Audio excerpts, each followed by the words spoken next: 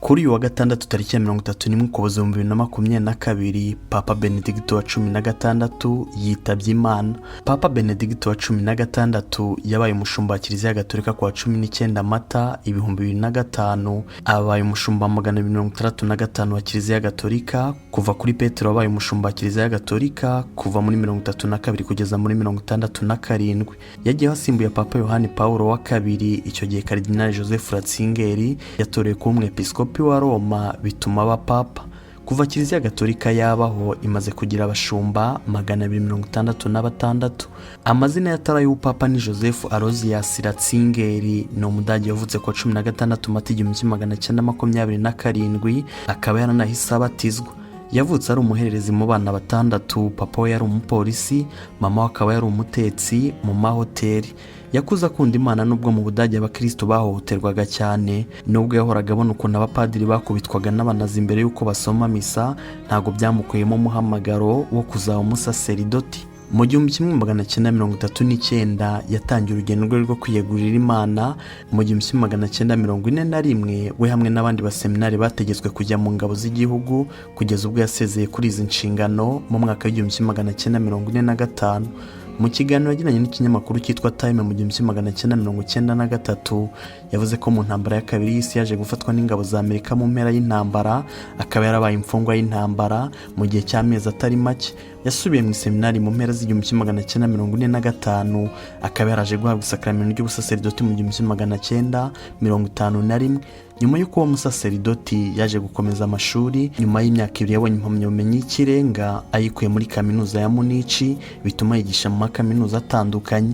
Hagati y'umwaka w'1962 na 1965, mu gihe cy'inama nkuru ya Kiliziya yiswe Vatikani ya kabiri yari igamije kunonosora amahame ya Kiliziya, Ratzinger yabaye umujyanama mukuru wa Kardinali Joseph Frings.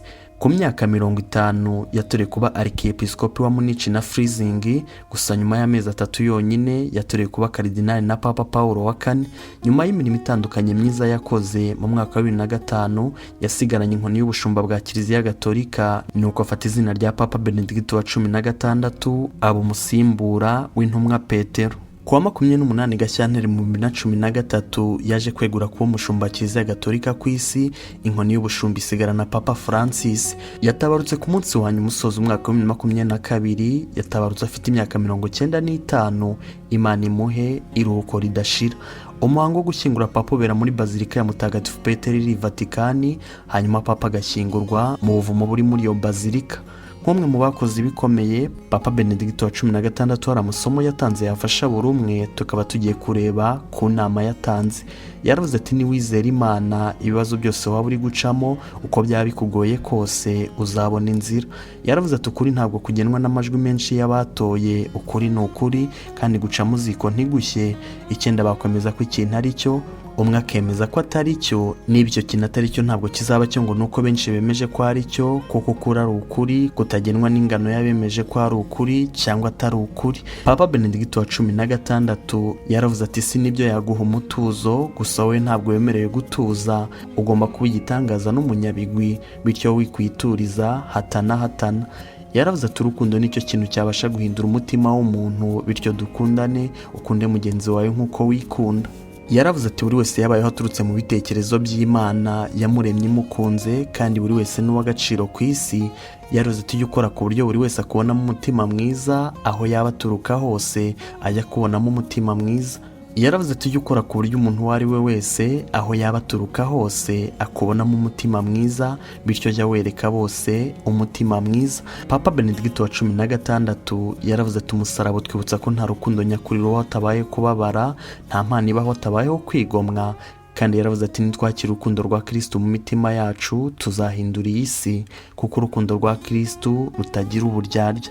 Yaravuze ati Imana ni isoko y'ubuzima, kwitandukanya nayo ni ukwitandukanya n'iyo soko.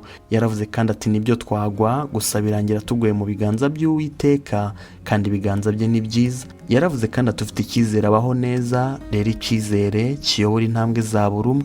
Iki kiganiro cyagarukaga kuri Papa Benedicto wa 16. Imana imuhe iruhuko ridashira. buri muntu wese yifitemo imbaraga, buri wese yifitemo ububasha bwo guhindura isi. Izi mbaraga ariko kugira ngo uzikoreshe uba ukeneye umusemburo, kuko umusemburo iyo ubuze izi mbaraga zipfa ubusa. Nk'umusemburo wo kubyutsa ububasha bwa buri wese agahaguruka akarabagirana, Impamba y'Ubuzima ni igitabo ukeneye mu rugendo rwawe. Impamba y'Ubuzima ni igitabo cyanditse mu Kinyarwanda, gikubiyemo amasomo, amayeri n'amabanga yagufasha guhirwa mu ngeri zitandukanye z'ubuzima. Ni igitabo cy'isaniro cyanditswe nk'impano igomba kuba impamba y'abashaka guhirwa mu ngeri zose.